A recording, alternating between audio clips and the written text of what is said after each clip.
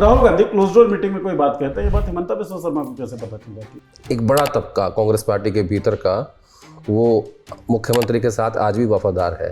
ये समस्या सिर्फ इनके पास असम में नहीं है, हर राज्य में, किसी भी राज्य की आप बात करें। हाँ, और राहुल गांधी को पता है ये बात। एक्शन क्यों नहीं ले पाते हैं? कैसे एक्शन ले, किसके खिलाफ एक्शन ले? जब आपको पता है पार्टी बचेगी नहीं, लोग ही कहें। और अजीत अर्जुन जो बहुत बड़े पत्रकार हैं, एक रिपोर्ट वो करते हैं और SIR को इम्प्लीमेंट करते हुए जो भ्रष्टाचार उनको दिख रहा है वो दिखाते हैं, उनके खिलाफ FIR हो जाता है। क्यों होता है FIR? आज मीडिया जो है ना वो सबसे बड़ी पावर है बीजेपी की, प्रधानमंत्री मोदी की सबसे बड़ी पावर तो है। शायद राहुल गांधी उनके RSS और बीजेपी के कार्यकर्ताओं से बड़ी पावर जो है ना वो उनकी मीडिया है। चुनाव आयोग ये खबर प्लांट कर रहा है कि विदेशी लोगों की एक लंबी सूची पाई गई है बिहार के अंदर। ये शर्म की बात है चुनाव आयोग के लिए, देश के लिए, होम मिनिस्ट्री के लिए, सरकार के लिए, एजेंसीज के लिए, बिहार सरकार के लिए, सबके लिए शर्म की बात है कि विदेश के लोग बैठ के सरकार सुन रहे थे हमारी। हम लोगों को कानून खबर पता ही नहीं हमें। 70 लाख तुम महाराष्ट्र में बढ़ाते हो, 35 लाख तुम यहाँ काट रहे हो। कहीं बढ़ाओ कहीं घटाओ, जहां जैसे संतुलन बनता मजाक है। मत बनाओ उस देश का। मेरा सवाल भी यही था कि जो गोदी मीडिया का इमरजेंस हुआ है, या हम देखते हैं गोदी मीडिया लगातार फलता फूलता जा रहा है। कौन कितना गिरेगा ना उसका कंपटीशन है जी, 3rd टर्म चल रही है आपकी जी, सवाल फिर भी किससे पूछते हैं? विपक्ष से। विपक्ष से। बिहार में रोज मर्डर हो रहे हैं, जी, पप्पू यादव गिर गए, वो राष्ट्रीय खबर बन गई, ठीक बात है। और रोज रोज बड़े बड़े लोगों को मारा जा रहा है वहाँ पे, कोई खबर ही नहीं है, राष्ट्रीय खबर नहीं है, वो जंगल राज नहीं है। अखिलेश यादव के बहुत सारे वीडियोस वायरल होते रहते हैं ट्विटर पे, मीडिया वालों को जिस तरीके से वो ट्रीट करते हैं। तो इनका जो ये स्पॉन्टेनियस सरकाज़म है ना वो मुझे बड़ा पसंद है। हाजिर जवाबी आपको हाजिर पसंद जवाबी है। ये हंस के मारते हैं। जी, राहुल गांधी मीडिया को लेकर उनका व्यवहार और मीडिया को टेकअप करने का जो उनका तरीका है उसको आप कैसे आंकते हैं? राहुल गांधी ने मीडिया को बिल्कुल छोड़ दिया है। ना इंटरव्यू देना है, ना उनसे बात करनी है, ना उनसे मिलना है। जब आप अपना स्पेस छोड़ दोगे ना, उस स्पेस को कोई और फिलअप कर देगा। व्यापारी, विदेशी व्यापारी, उसकी गाड़ी आती है, सब लोग बड़ा लाहलोट से हो जाते हैं कि कैसे इसकी ब्रांडिंग कर दी जाए। क्या कैसे देखते हैं आप इस घटना को या इस वीडियो को? 7 लाख की गाड़ी कौन लेगा भाई? कौन लेगा बताओ मुझे। ना तो मैं ले सकता ना आप ले सकते। अगर आप ये कहते हो ना मेड इन इंडिया, तो वो आपकी नीतियों में भी दिखना चाहिए।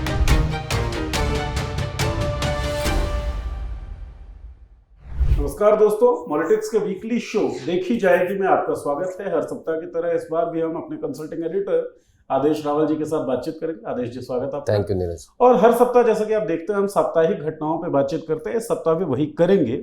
शुरुआत करेंगे असम से, क्योंकि असम में बहुत कुछ महत्वपूर्ण घट रहा है, बहुत जबरदस्त बयानबाजियां हो रही हैं। क्या कुछ छुपा है वो जानेंगे। इसके अलावा बात बिहार की होगी, बात दिल्ली की भी होगी। बिहार का असर दिल्ली पर कितना पड़ रहा है, पत्रकारिता पर कितना पड़ रहा है, गोदी मीडिया गोदी बन कैसे गया, इसके बारे में भी बातचीत करेंगे आदेश रावल जी के साथ। आदेश जी, सबसे पहला सवाल असम से लेते हैं। पॉलिटिकल अफेयर्स कमेटी कांग्रेस की जो है उसकी एक क्लोज डोर बैठक चल रही होती है। हिमंता बिस्वा शर्मा का ट्वीट आता है कि लिख कर ले लो, हिमंता बिस्वा शर्मा को जेल भेजा जाएगा। ये बात राहुल गांधी ने क्लोज डोर मीटिंग में कही। Rahul Gandhi close door meeting में कोई बात कहते हैं, ये बात हिमंता बिस्वा शर्मा को कैसे पता चल जाती है? देखिए, ये समस्या कांग्रेस पार्टी के साथ पूरे देश में है, और इसीलिए मुझे लगता है कि राहुल गांधी बार बार जिक्र करते हैं कि हमारे पास रेस के घोड़े हैं, हमारे पास बारात के घोड़े हैं, और हमारे पास लंगड़े घोड़े भी हैं, जो उन्होंने हाल ही में जिक्र किया था। तो उनका वो इशारा उन्हीं की तरफ है कि जो लोग दूसरी तरफ जो हैं, जिनके अच्छे संबंध हैं, और वो सब लोग पूर्व मुख्यमंत्री हैं, 1 बार 2 बार 3 बार के, और बंद कमरों में हमेशा राहुल गांधी ये बात कहते भी हैं अपने नज़दीकी लोगों से। आज खड़गे साहब कांग्रेस प्रेसिडेंट हैं और राहुल गांधी दौरे पे हैं असम के, और क्योंकि चुनाव है वहाँ पे असम में, और गौरव गोगोई को वहाँ का चेहरा बनाया गया है, अध्यक्ष बनाया गया है।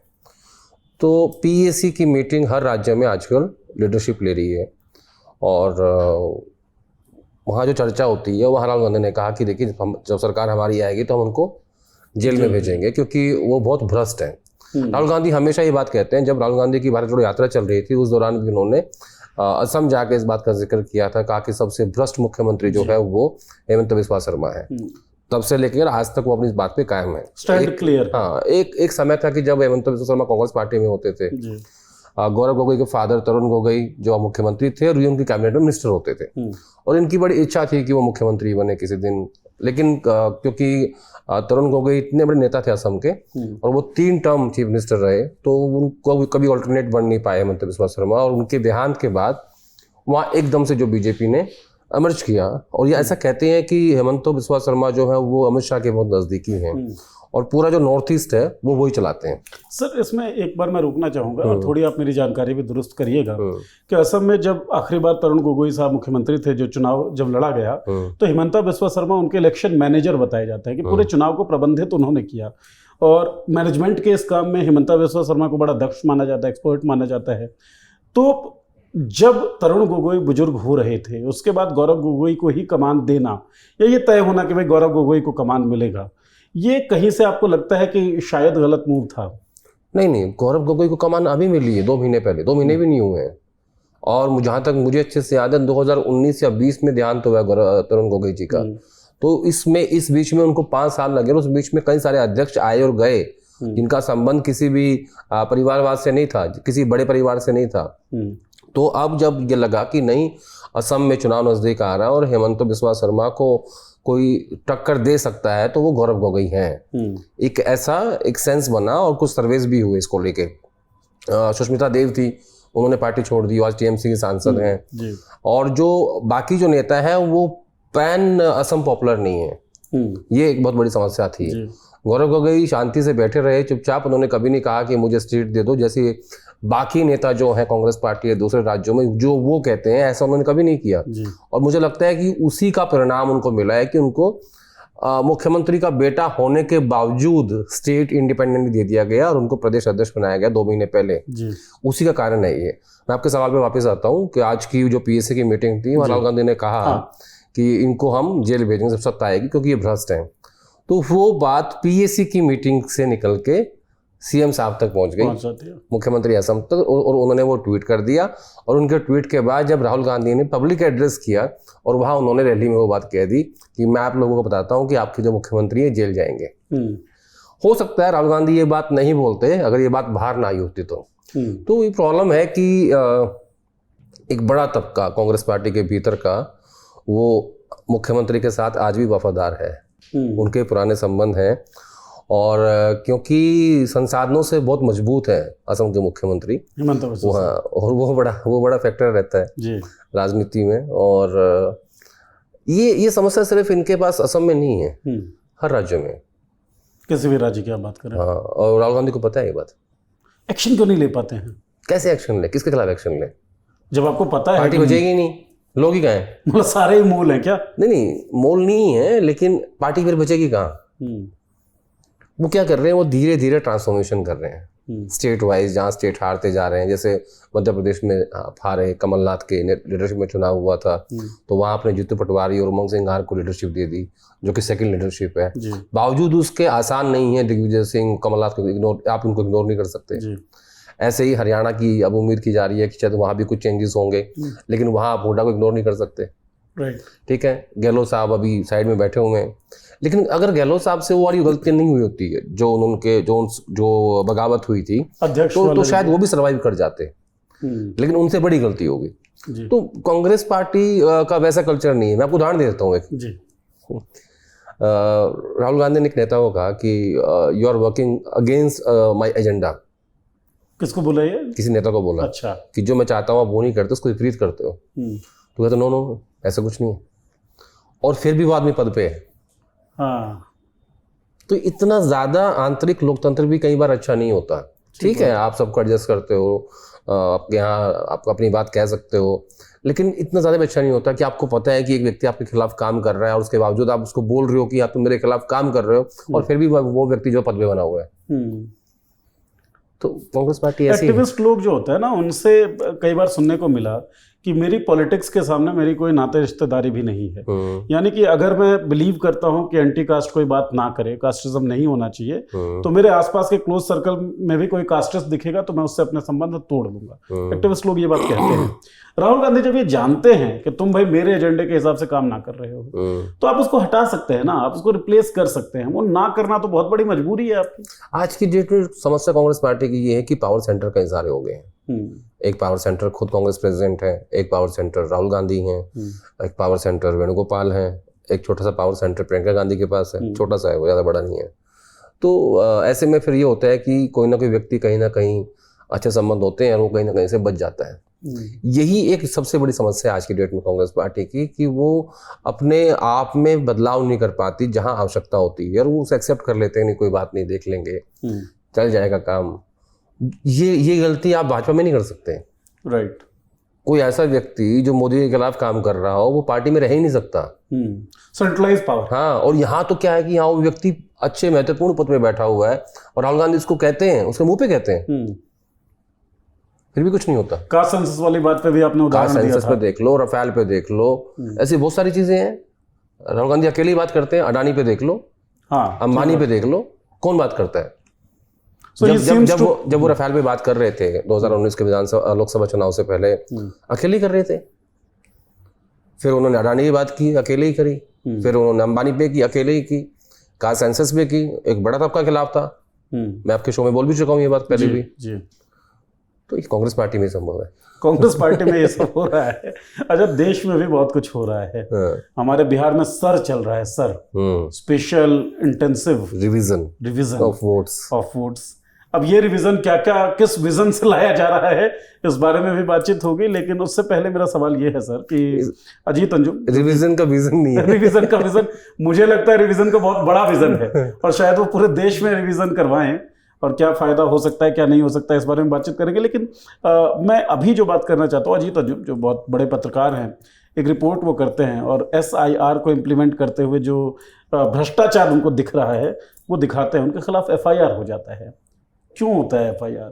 पत्रकार रहे हैं आप, मतलब पत्रकार हैं, हम सब हैं, अभी पत्रकार है ना, तो पत्रकारिता करने के कारण FIR, या फिर सर को एक्सपोज करने के कारण FIR, क्या लगता है आपको? मुझे लगता है ये जो रिवीजन है, जिसका विजन नहीं है फिलहाल, उसको लेके ये FIR हुई है। और कहीं ना कहीं पता क्या होता है, जहाँ जहाँ आज की जो राजनीति है राज्यों से लेकर केंद्र तक की, वो इसी बात को लेके है कि कहीं से भी जो सच्ची बात है वो बाहर ना आ जाए, उसको दबा दो।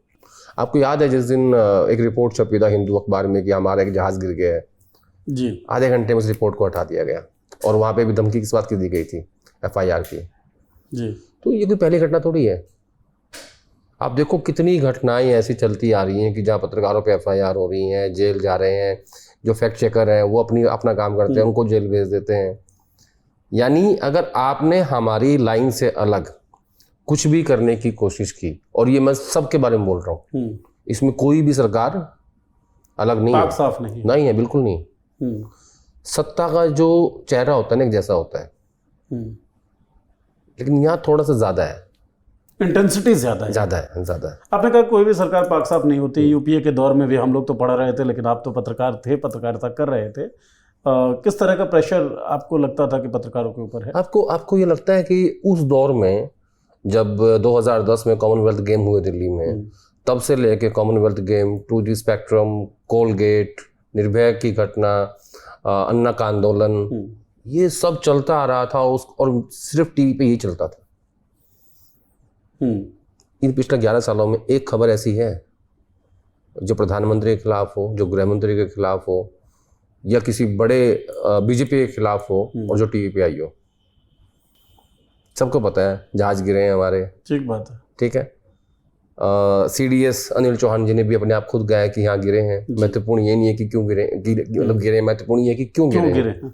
वो खबर टीवी पे आई है? नहीं चला, नहीं। अभी हाल ही में मोहन भागवत जी ने कहा कि 75 की उम्र के बाद रिटायर होना पड़ेगा। ठीक बात है, टीवी पे आई है। ऐसे 100 उदाहरण होंगे इस तरीके के जो टीवी पे आया ही नहीं। हाँ, एक जज लोया वाला केस है, टीवी पे आया है। रफाल का करप्शन है, टीवी पे आया है। सबको पता है कि 540 करोड़ का जहाज था और 1600 करोड़ से ऊपर में आया है। सबको पता है किसको फायदा हुआ है। महाकुंभ की भगदड़ टीवी पे आया है। महाकुंभ की भगदड़ में कितने लोग मरे।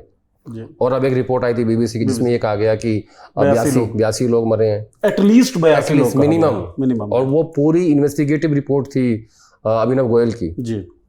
कहा किसने, माना किसने? नहीं।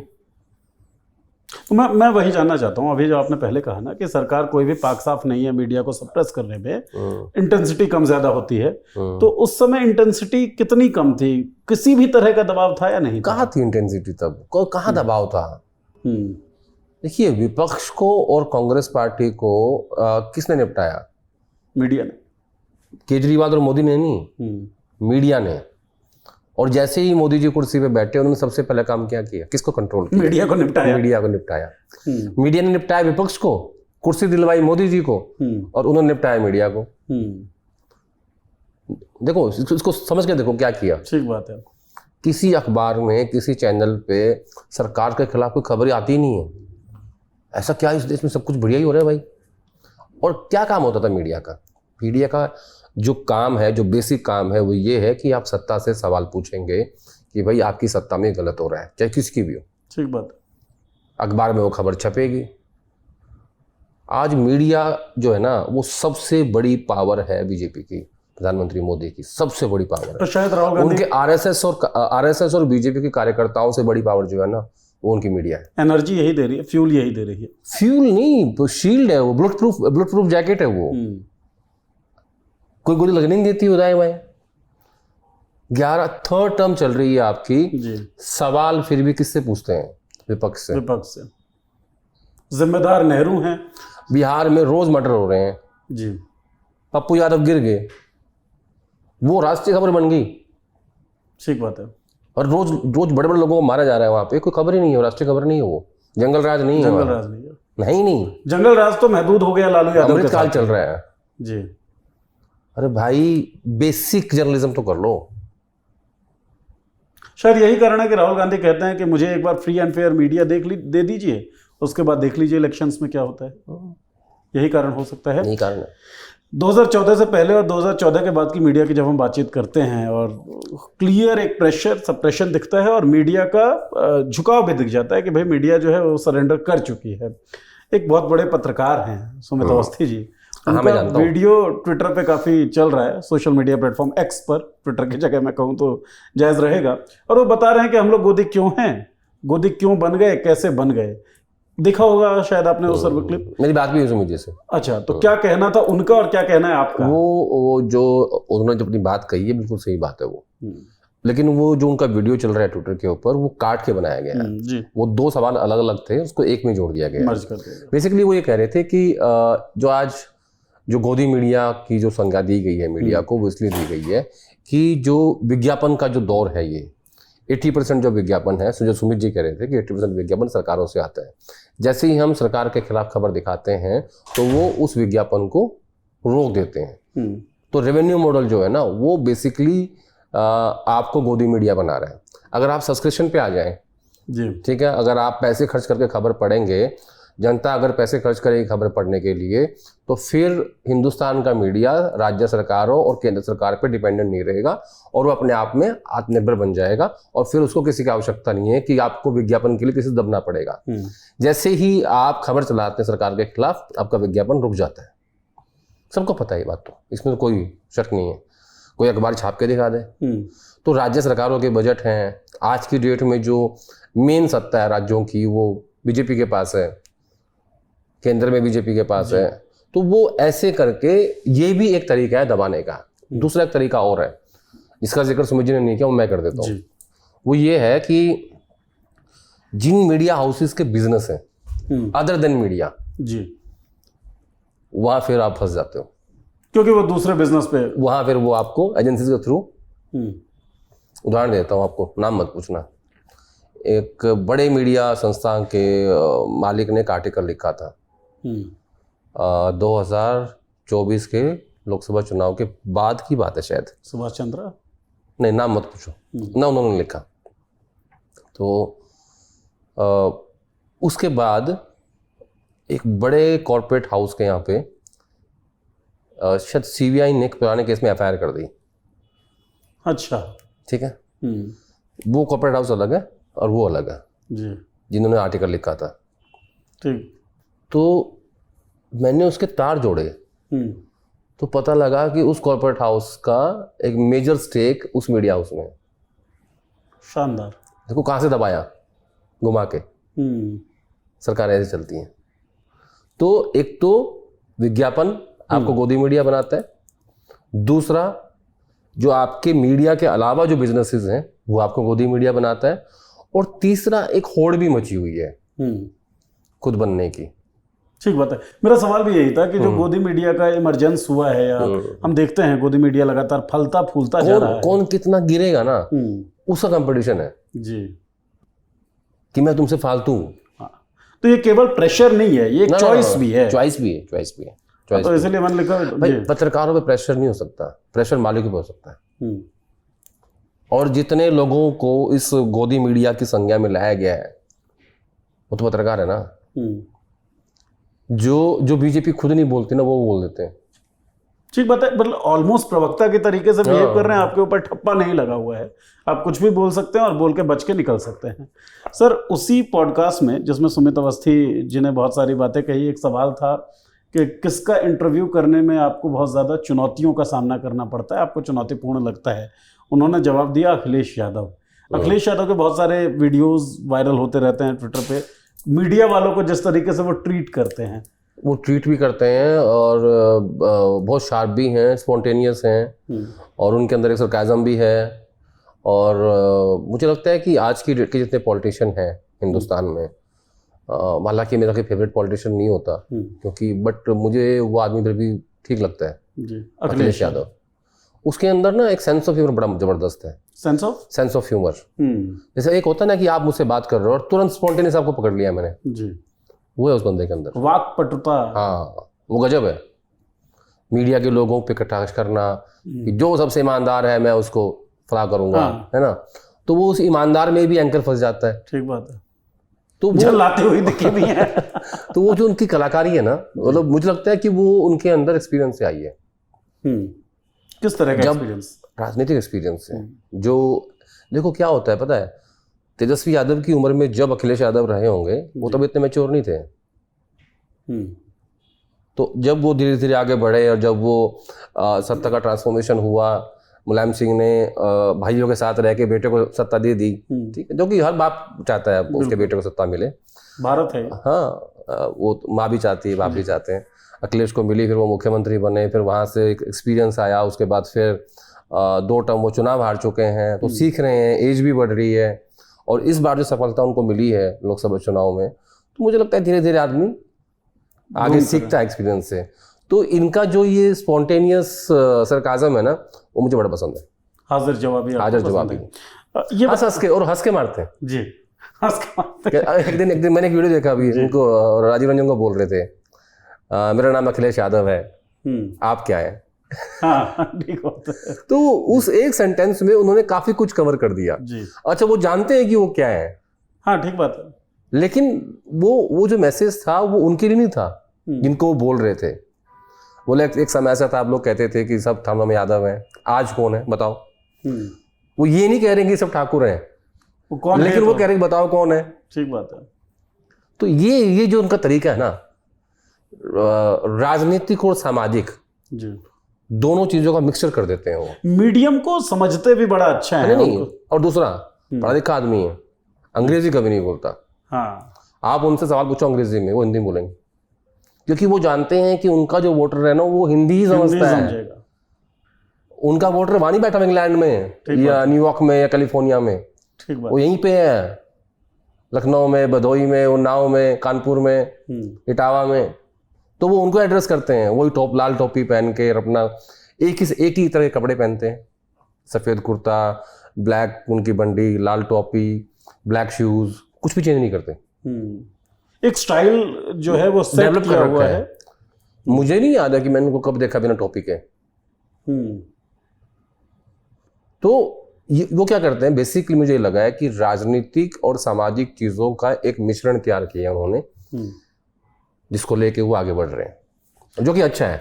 फेवरेट पॉलिटिशियन पे आपने अखिलेश यादव जी का नाम लिया, और मीडिया को किस तरीके से ट्रीट? मैं पॉलिटिशियंस को मतलब ज़्यादा फेवरेट उसमें जाता नहीं हूँ। हाँ। क्योंकि पॉलिटिशियंस एक ही तरह के होते हैं ज़्यादातर, तो लेकिन मुझे उनकी कुछ चीज़ें अच्छी लगती हैं, जो मैंने आपको हाजिर जवाबी जो है वो कम्युनिकेशन के लोग हैं। हाजिर जवाबी अच्छी लगती है, हम सब लोग कम्युनिकेशन के प्रोफेशनल्स हैं, उस हिसाब से हम देखते हैं। कम्युनिकेशन के लिहाज से आदेश जी, मैं ये समझना चाहता हूँ, क्योंकि आपने कांग्रेस को सबसे लंबे समय तक कवर किया है, राहुल गांधी, मीडिया को लेकर उनका व्यवहार और मीडिया को टेकअप करने का जो उनका तरीका है, उसको आप कैसे आंकते हैं? देखिए, जैसे अखिलेश करते हैं ना, राहुल गांधी ने मीडिया को बिल्कुल छोड़ दिया है। ना इंटरव्यू देना है, ना उनसे बात करनी है, ना उनसे मिलना है। जब आप अपना स्पेस छोड़ दोगे ना, उस स्पेस को कोई और फिलअप कर देगा। ठीक बात है। आज के इस दौर में इतने बड़े मैं मानता हूँ सोशल मीडिया का अपनी एक जगह है, लेकिन टीवी की भी और अखबार की भी अपनी एक जगह है। ये मुझे लगता है कि कम से कम 50% की मार्केट है दोनों मिला के। बिल्कुल। ठीक है, आप इनको छोड़ नहीं सकते। अखिलेश यादव गाली देते हैं मीडिया वालों को, उन्हीं के घर जाके देते हैं, उन्हीं के मंच पे देते हैं। ठीक है, लेकिन पता नहीं क्यों ये कंपैरिजन भी ठीक नहीं है कि मैं अखिलेश का और राहुल गांधी कंपैरिजन करूं। अखिलेश जो वो खाटी हैं, राहुल गांधी खाटी नहीं है। वो मतलब जैसे होता है ना खाटी पॉलिटिशियन, वो वाले नहीं है। अगर राहुल की जगह पे प्रियंका गांधी होती तो मैं कह सकता था कि वो काम कर सकती हैं कि वो उन्हीं के मंच पे जाएं और उन्हीं को घेरें और उन्हीं से बात करें और उन्हीं को पे कटाक्ष कर दें। वो कुछ भी कर सकती हैं उस हिसाब से। राहुल गांधी एक डिफरेंट पर्सनैलिटी है, अखिलेश यादव एक डिफरेंट पर्सनैलिटी है और प्रियंका गांधी एक डिफरेंट पर्सनैलिटी है। लेकिन मैं फिर भी आपको ये कहूँगा, जो आपका सवाल था कि किसी भी माध्यम को छोड़ने से फायदा नहीं है। उसका इस्तेमाल करो, उसको इस्तेमाल करने का बेहतर तरीका ढूंढ सकते हैं, अपना सकते हैं और इसको इम्प्लीमेंट कर सकते हैं। अपने आप को थोड़ा सा चेंज करें या फिर अपने तरीकों को चेंज करें, अप्रोच को मुझे लगता है राहुल गांधी नहीं कर सकते ये काम। एडमेंट है वो अपने चीजों को उनकी लाइकिंग और डिसलाइकिंग बहुत स्ट्रॉन्ग है। वो नहीं कर पाएंगे, जो कि मुझे लगता है कि हिंदुस्तान की राजनीति में इतनी ज्यादा नहीं होनी चाहिए कि आप बिल्कुल सच बोलें, 100% सच, 100% लाइकिंग डिसलाइकिंग, वो भी आपके मुंह पे। तो थोड़ा सा मुझे लगता है कि एब्सोल्यूट नहीं होना चाहिए, थोड़ा सा फ्लेक्सिबल, थोड़ा सा डिप्लोमेटिक होना पड़ेगा आपको राजनीति में अगर आप हैं तो। हम ये अफोर्ड कर सकते हैं। मैं आपको पसंद नहीं कर रहा हूँ या नहीं कर रहा हूँ, मैं आपको बोल सकता हूँ। मैं तो पॉलिटिक्स में नहीं हूँ ना, मुझे आपका वोट ही नहीं चाहिए, ना आपका साथ चाहिए। ठीक बात है, लेकिन मुझसे कोई जरूरत नहीं। एज ए पॉलिटिशियन जी, आप नेता प्रतिपक्ष हैं इस देश के, और आप एक ये कह सकते हैं कि आप एक भावी प्रधानमंत्री के रूप में लोग आपको देख रहे हैं, जो आपको पसंद करते हैं जी, जो आपके वोटर है, जो आपको पसंद करता है, जो आपके आइडियोलॉजी में बिलीव करता है, जो आपके विजन में बिलीव करता है। लेकिन उन सब के बीच में कि आप 100% सच ही बोलेंगे, आप के अंदर डिप्लोमेसी है नहीं, अगर आप किसी को पसंद कर रहे हैं तो आप उसको झप्पी पा रहे हो, और नहीं कर रहे हो तो आप देख भी नहीं रहे उसकी तरफ। इतना ज्यादा मतलब खुलापन हिंदुस्तान की किसी भी पॉलिटिशियन के लिए मुझे ठीक नहीं लगता, घातक है। नेता पता क्या होता है, नेता के पास जो भी जाता है, जो मैंने देखा है, ये सर वो ये काम है सर, हाँ हो जाएगा जी, सर ये भी काम है सर, ये भी हो जाएगा, There's never a no। Sir Elon Musk से मिलना है, हो जाएगा, भले एमएलए है वो जी, सर ट्रम्प से ये काम है, हो जाएगा। नेता कभी मना नहीं करता। ये एक नेताओं की फितरत होती है, एमपी की, एमएलए की, मंत्री की, इन सब की। लेकिन जब इन सबको देख के और फिर मैं राहुल गांधी को देखता हूँ ना, तो मुझे लगता है कि थोड़ा सा उनको अपने अंदर बदलाव करना चाहिए, और या फिर हो सकता है कि धीरे धीरे लोग उनको ऐसे एक्सेप्ट कर लेंगे। हाँ, शायद यही तरीका उनका जो है वो, क्या पता लोगों को यही बात उनकी अच्छी लगने लग जाए, सिग्नेचर बन जाए। हाँ हो सकता है। देखो हिंदुस्तान की राजनीति में जिस देश की जनता कब किसको पसंद करी कौन जानता है? ठीक बात है, कोई नहीं जानता। मीडियम की बात हम लोग कर रहे थे, और मीडियम में मीडिया की बात चल रही थी, आपने सोशल मीडिया का जिक्र किया। क्या आपको लगता है कि मीडिया से तो दूरी बना रखी है कांग्रेस ने या राहुल गांधी ने, एक तरीके की दूरी, सोशल मीडिया पे अपना मैसेज बहुत तरीके से कम्युनिकेट कर पा रहे हैं? हाँ, पहले से बहुत बेहतर है। पहले से बेहतर है, लेकिन आज के हिसाब पहले से काफी बेहतर है। लेकिन क्या होता है, किसी भी कार्य में हमेशा सुधार की आवश्यकता होती है जी, तो वो वहाँ भी है। अब जैसे कल राहुल गांधी की पेशी थी लखनऊ के कोर्ट में, अमित मालवीय ने ट्वीट कर दिया कि देखिए ये कैसे जज हैं जो सेल्फी ले रहे राहुल गांधी के साथ में, जबकि वो वकील थे जी। अब वो आईटी सेल के अध्यक्ष हैं, उनके हेड हैं, फिर उनको डिलीट करना पड़ा, फिर भागना पड़ा जी। सोशल मीडिया ना दो धारी तलवार है, बिल्कुल।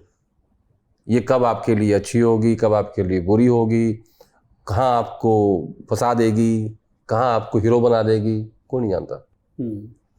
लेकिन मैं ये कहूँगा कि राहुल गांधी का जो अपना सोशल मीडिया है वो अच्छे से बेहतर तरीके से इस्तेमाल हो रहा है। आपने देखा होगा कि वो डिफरेंट कम्युनिटी के लोग जाकर मिलते हैं जी, कोई मिस्त्री है, कोई मोटर मैकेनिक है, कोई कूली है, कोई बढ़ई है, ठीक है, उन सबसे जाके मिलेंगे, फिर वो उनका वीडियो शूट होता है, फिर वो यूट्यूब पे आता है, एक्सपर्ट से मिलते हैं, कम्युनिटी के लोगों से मिलते हैं, ट्राइबल से मिलते हैं, ठीक है ना। तो वो एक बेहतर तरीका है उनका लोगों से मिलने का, और उसका सोशल मीडिया का इस्तेमाल भी है उसके अंदर। हाँ, वो जो नैरेटिव सेट करना चाह रहे हैं शायद वो कर पा रहे हैं सोशल मीडिया। मुझे लगता है कि पहले से बहुत बेहतर हुआ है, बट और सुधार की आवश्यकता है। सोशल मीडिया की बातचीत चल रही है तो एक वीडियो मैंने सोशल मीडिया पे देखा सर, और मुझे यकीन है आपने भी देखा होगा। कौन सा? देवेंद्र फडणवीस साहब जो महाराष्ट्र के सीएम हैं, एलॉन मस्क की गाड़ी में टेस्ला दिखे, टेस्ला में। कल का ही तो है, कल का ही वीडियो है। इस पे मैं ऐसा सोच रहा था कि एक ऐसी सरकार है जो अपने आप को राष्ट्रवादी कहती है, एक ऐसी सरकार है जो स्वदेशी के नारों को बहुत गुंजायमान करती रहती है। मेड इन इंडिया का नारा दिया प्रधानमंत्री ने, मेड इन इंडिया का नारा दिया, नीतिगत फैसला था वो। तो फिर एक व्यापारी, विदेशी व्यापारी, उसकी गाड़ी आती है तो प्रधानमंत्री से लेकर मुख्यमंत्री तक सब लोग बड़ा लाहलोट से हो जाते हैं कि कैसे इसकी ब्रांडिंग कर दी जाए। क्या कैसे देखते हैं आप इस घटना को या इस वीडियो को? क्या आपने कोई ऐसा वीडियो देखा है कि हमारे मुख्यमंत्री या प्रधानमंत्री या केंद्रीय मंत्रियों ने कभी जाके महिंद्रा या टाटा की कोई गाड़ी ऐसे लॉन्च हुई हो, उसको भी जाके ऐसे बैठे हों और ऐसे उसका खोले हाथों से शाहरुख खान की तरह स्वागत किया हो? नहीं ना, नहीं। नारा कह देंगे made in India ji. Tesla कहाँ से आ रही है? टेस्ला मेड इन चाइना है, ठीक है।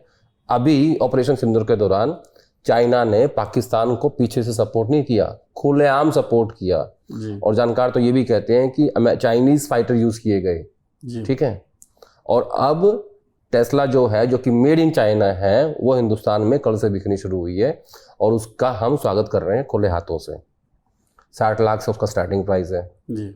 अरे कभी महिंद्रा का भी कर लेते, इतनी अच्छी अच्छी गाड़ी बना रही है महिंद्रा, अच्छी गाड़ी बना रही है महिंद्रा। मेरे पास खुद स्कॉर्पियो है। अब मैं तो गाड़ी के मामले में बड़ा कमजोर आदमी। नहीं, मैं बताता हूँ ना आपको, मेरे पास खुद स्कॉर्पियो है जी, बड़ी अच्छी गाड़ी है। टाटा कम अच्छी गाड़ी बना रही है। ईवी में दोनों कंपनीज अच्छा कर रही हैं, टाटा भी और महिंद्रा भी, बेशक। हाँ है, कभी आपने इनके लिए कुछ किया ऐसा? लेकिन बेचारे ये जो टाटाज हैं या जो आनंद महिंद्रा है, ये सब लोग दिन भर इनके फेवर में ट्वीट्स करते रहते हैं जी। मजबूरी है सबकी मजबूरी है। तो क्यों इलॉन मस्क के प्रोडक्ट का इतना ब्रांडिंग क्यों हो जाता है?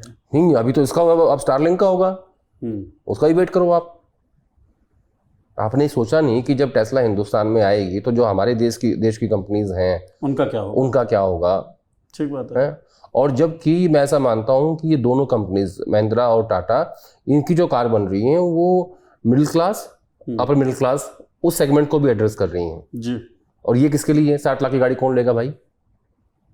कौन लेगा बताओ मुझे? ना तो मैं ले सकता, ना आप ले सकते। Middle class, upper middle class नहीं ले सकता। उसके ऊपर के लोग ले सकते हैं, क्लास जो है वो लेंगे। वो कितने हैं? तो अगर आप ये कहते हो ना मेड इन इंडिया, तो वो आपकी नीतियों में भी दिखना चाहिए कि हाँ हम इसका समर्थन करते हैं और हम सही में इसका समर्थन करते हैं। हमारी नीतियों में ये है, हमारी नीयत में ये है। या तो नीति और नीयत दोनों पे सवाल उठ चुके होता है ना। टेस्ला, अच्छा एलन मस्क भी नहीं आया वहाँ उनकी कोई छोटी मोटी वो थी अधिकारी जिन्होंने स्वागत किया देवेंद्र फडणवीस का जी। अगर एलन मस्क आ गया होता तो हो सकता है कि हमारे प्रधानमंत्री जी पहुंच जाते हैं वहाँ। ठीक बात है कि भाई सब मस्क जी आ गए हैं। विदेशों में डंका बजने का दौर चल रहा है सर, शायद इसी तरीके से डंका बज रहा हो। बहरहाल हम लोगों ने असम से बात शुरू की थी और असम पे मैं दोबारा आना चाहूंगा। 2026 में चुनाव है। राहुल गांधी ने जो पब्लिक रैली एड्रेस किया है उसमें उन्होंने कहा कि तैयारियां बहुत शानदार हैं। वेणुगोपाल का जो ट्वीट है उसमें भी वो यही बात कह रहे हैं कि असम को लेकर हमारी तैयारियां सुदृढ़ हैं। आपको क्या लगता है असम में हिमंता बिस्वा शर्मा जिस तरह की फोर्स हैं और बीजेपी में शामिल होने के बाद जिस तरीके से उन्होंने विक्ट्री दिलवाई है बीजेपी को, असम के रास्ते कितने कठिन कितने आसान? नीरज जी, पिछली बार भी कांग्रेस पार्टी असम हार गई थी जी। और उस वक्त बाबा जितेंद्र सिंह जो वहाँ के इंचार्ज थे जी। और इस बार भी वही इंचार्ज उनको बनाया गया है। और गौरव गोगोई पे जिस तरीके से अटैक किया कि उनकी पाकिस्तान से उनके संबंध को लेके, वो उनकी पत्नी को लेके वो थोड़ा सा मुझे लगता है कि कांग्रेस पार्टी और गौरव गोगोई के फेवर में गया है। ठीक है, उसके बाद से ही कांग्रेस पार्टी ने फैसला कर लिया था कि हम गौरव गोगोई को वहाँ का अध्यक्ष बनाएंगे। एक बात है जो हिमंता बिस्वा शर्मा के लिए बहुत पॉजिटिव है, वो है कि उन्होंने डिलिमिटेशन में 23 सीटें ऐसी थी जो मुस्लिम मोहल्ले थी, उनको तोड़ के और उससे अलग कर दिया है, प्रोफाइलिंग चेंज कर दी। ठीक है, तो उन्होंने जो उनका वोटर नहीं था, जो सर में बिहार में चल रहा है ना, जी रिवीजन विदाउट विजन, वो इन्होंने यहाँ ऑलरेडी कर दिया है। तो ये 23 सीटें थी, ये जो मुस्लिम मोहल्ले थी, इनको इस तरीके से इनका परिसीमन किया गया है कि अब इन सीटों पे विपक्षी पार्टियों जितना आसान नहीं है।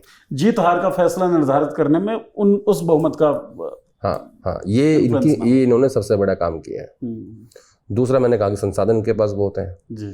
तीसरा, आधी ज़्यादा कांग्रेस पार्टी इनकी जेब में है जी, या उनके संसाधन इनकी जेब में है, वाइस वर्सा कर लो इसको। ठीक है, तो इस तरीके की काफ़ी दिक्कतें हैं। लेकिन मैं ऐसा मानता हूँ कि आप कुछ भी कर लो, जनता जनार्दन आखिर में जब मन बनाती है ना, तो अच्छो को उखाड़ के फेंक देती है। चलिए, जनता जनार्दन के मन की ही बात चल रही है, तो और असम से हम लोग शुरुआत में बिहार गए थे, तो अंत में भी बिहार की तरफ आ जाते हैं सर। आपके राज्य से बड़ा प्रेम है आपका। वो तो होना बनता है। तो बिहार के चुनाव तो बिल्कुल आने ही वाले हैं, बल्कि आ ही चुके हैं, आप ऐसा कह सकते हैं सर। तो मुझे उसी तरीके का एक प्रयास दिखता है। तो सर का ये प्रयास और एक बड़े पत्रकार का, नामी पत्रकार के ऊपर FIR, एक नैरेटिव सेट हो जाता है सोशल मीडिया के ऊपर। पिछली बार भी मैंने ये सवाल लिया था, इस बार क्या आपका जवाब थोड़ा बहुत बदल रहा है? किस बारे में? कि सर की जो ये पूरी इम्प्लीमेंटेशन है, सर की जो पूरी प्लानिंग है, उससे बिहार की जनता को क्योंकि तकलीफ हो रही है अपने आप को दोबारा से वोटर लिस्ट में लाने के लिए, तो क्या ये तकलीफ इलेक्शन के दौरान जब वो EVM का बटन दबाएंगे उसमें दिख सकता है भारतीय जनता पार्टी के खिलाफ या जदयू के खिलाफ? नहीं, तकलीफ से हिंदुस्तान की जनता वोट नहीं देती। आपको याद होगा जब कोविड आया और लोग पैदल चल के गए यहाँ से, और ज़्यादातर लोग बिहार और उत्तर प्रदेश के थे, पैदल जा रहे थे बेचारे जी, 100 किलोमीटर, 200 किलोमीटर, 500 किलोमीटर, डंडे भी खाए पुलिस के, जाके फिर भी बीजेपी को वोट दी, है ना। तो ये तकलीफ तो कुछ भी नहीं है उसके आगे, यहाँ तो एक फॉर्म ही भरना है। इसीलिए मैं बार बार एक बात कहता हूँ कि जनता, हिंदुस्तान की जनता और यहाँ के जो राजनीति है वो कब बदल जाए उसका अंदेशा नहीं होता। लेकिन ये तकलीफ़ अगर भाजपा के वोटर को भी हो रही है, और ये तकलीफ़ RJD के वोटर को भी हो रही है, JDU के वोटर को भी हो रही है, तो मुझे लगता है जैसे कल TDP ने चिट्ठी लिखी चुनाव आयोग को, कहा कि कम से कम 6 महीने पहले आपको इसकी शुरुआत करनी चाहिए, और ये एक बेहतर तरीका नहीं है। उसका समर्थन JDU ने भी कर दिया है। लेकिन तकलीफ को आधार मान लूँ मैं इस बात का कि कुछ बदलाव हो जाएगा वहाँ पे, तो ये जस्टिस नहीं होगा, न्यायोचित नहीं है। विपक्ष की तैयारियों के लिहाज से कैसे देखते हैं आप इसको? विपक्ष की आज मेरी सुबह बात हुई, एक बड़े नज़दीकी व्यक्ति हैं तेजस्वी यादव के, उनको मैंने फ़ोन किया, मैंने कहा क्या हो रहा है, तो बोल रहा कि 10% ज़मीन पे काम नहीं हुआ अभी, जो 90% बोल रहे हैं ना, 10%। तो मैंने कहा क्या होगा, जो मैंने आपके लास्ट शो में भी कहा था, बोला इनका मकसद ये है कि मुसलमानों के वोट काट दो, यादवों के वोट काट दो, दलितों के वोट काट दो। सर का मकसद ये है। उसमें ऐसा लगता है कि वो पहले से तय है कि उस एक्सरसाइज में क्या करना है जी, वो प्री डिसाइडेड है। ये एक अंदेशा था, ये एक मंशा थी, या उनको लगा, जिसको मैंने फ़ोन किया, नेता है RJD के, बहुत क्लोज है तेजस्वी यादव के, तो वो कह रहे थे कि ऐसा लगता है कि सब कुछ डिसाइडेड है, स्क्रिप्ट लिखी हुई है पहले से, उसको इम्प्लीमेंट करना है बस, ये है सर। बेसिकली डिलिमिटेशन ही हो रहा है सर के जरिए। जैसे TDP ने कहा ना कि इसमें जो ये NRC वाला जो मैटर है ये नहीं होना चाहिए, ये आप इंश्योर कीजिए, ये वाकई में सही बात है। ये काम तो इलेक्शन कमीशन का है ही नहीं ना। अच्छा, फिर खबर क्या आई सूत्रों के हवाले से कि इसमें बांग्लादेशी पाए गए हैं, नेपाल के लोग पाए गए हैं, बाकी कई देशों के। तो इससे बड़ी शर्म की बात क्या हो सकती है कि 2024 के चुनाव में पिछले 1 साल पहले विदेशी लोगों ने वोट डाल के हमारी सत्ता चुनी है। एजेंसीज क्या कर रही थी, हमारी होम मिनिस्ट्री क्या कर रही थी? ठीक बात है। आप चुनाव आयोग ये खबर प्लांट कर रहा है कि विदेशी लोगों की एक लंबी सूची पाई गई है बिहार के अंदर। ये शर्म की बात है चुनाव आयोग के लिए, देश के लिए, होम मिनिस्ट्री के लिए, सरकार के लिए, एजेंसीज के लिए, बिहार सरकार के लिए, सबके लिए शर्म की बात है कि विदेश के लोग बैठ के सरकार सुन रहे थे हमारी, हम लोगों को कानून खबर पता ही नहीं हमें, और अब कह रहे हो कि नहीं ये तो प्री डिसाइडेड है। पहले कहा कि विदेशी के लोग हैं, फिर कहा कि 35 लाख वोट काटे जाएंगे। जी। क्या आधार है भाई? 70 लाख तुम महाराष्ट्र में बढ़ाते हो, 35 लाख तुम यहाँ काट रहे हो। कहीं बढ़ाओ कहीं घटाओ, जहां जैसे संतुलन बनता मजाक है। मत बनाओ इस देश का, वोटर लिस्ट का और वोटरों का खास तौर पर। जब आप इनका मजाक बनाते हो ना, तो हिंदुस्तान की जनता का मजाक बना रहे हो। 38 से 40% वोट ही तो बीजेपी का है जी। 60% तो विपक्ष के पास है आज भी। विपक्ष के तो पास आपको हो ना हो, तो फिर लेकिन आपको उनका वोट काटना है ना, इसका मतलब। नियत तो आपकी यही दिख हाँ। रही है। देखिए नियत साफ नहीं है। तो आप जिससे मर्जी पूछ लो, आप कैमरा बंद करके और बीजेपी के वोटर से पूछ लो आप, तो कुछ तो गड़बड़ है जी। जी। तो कम से कम चुनाव आयोग पे जनता का विश्वास है कि एक ऐसी संस्थान इस देश में कि जो निष्पक्ष चुनाव कराती है, तो उसको अपनी क्रेडिबिलिटी बनाए रखनी चाहिए। और अपनी के साथ साथ जनता की जो क्रेडिबिलिटी है ना, कि आप इस देश के वोटर हो, नागरिक हो, वो भी आप ही के हाथ में है। ठीक बात है। भरोसा एक ऐसा शब्द है, मुझे लगता है जिस नींव पर लोकतंत्र की पूरी इमारत खड़ी है, ये भरोसा किया गया 1947 में लोगों के द्वारा कि हम सबके साथ समानता का व्यवहार किया जाएगा। ये भरोसा किया गया कि हम जिन लोगों को चुनकर संसद में या विधानसभाओं में भेजेंगे वो हमारे हक में फैसले लेंगे। ये भरोसा किया गया कि मीडिया के साथी जो हैं, मीडिया के जो लोग हैं, वो हमारी आवाज़ को उठाएंगे। तो पूरा लोकतंत्र भरोसे पे चलता है। ये भरोसा अगर डगमगाता है तो ये किसी एक व्यक्ति की हार नहीं होगी, ये आइडिया ऑफ इंडिया की हार होगी। मुझे ऐसा लगता है। आइडिया ऑफ इंडिया की, संविधान की, सबकी, लोकतंत्र की, सबकी हार होगी, आपकी मेरी थोड़ी होगी जी। हाँ। तो ये कोई निजी मसला नहीं है, बल्कि एक राष्ट्रव्यापी मसला है। भरोसा नहीं टूटना चाहिए। इलेक्शन कमीशन को इस बात का ध्यान देना चाहिए, देश की सरकारों को इस बात का ध्यान देना चाहिए, और देश की मीडिया को भी इस बात का ध्यान देना चाहिए। क्या क्या ध्यान और देना चाहिए वो हमको आप लोग बताइएगा इस वीडियो के कमेंट बॉक्स में। ये पूरी चर्चा आपको कैसी लगी? इस पूरी चर्चा से जुड़ा कोई सवाल हो या सुझाव हो तो आप लिखकर दे दीजिए इस कमेंट बॉक्स में, ताकि हम अगले एपिसोड में उन सवालों पर बातचीत कर सकें। आदेश जी, बहुत बहुत धन्यवाद हमसे बातचीत करने के लिए, और आप लोगों का बहुत बहुत धन्यवाद इस चर्चा को सुनने के लिए। चैनल को सब्सक्राइब कर लीजिए, बेल का आइकन दबा दीजिए ताकि हमारे वीडियोस के नोटिफिकेशंस आपको मिलते रहें। शुक्रिया।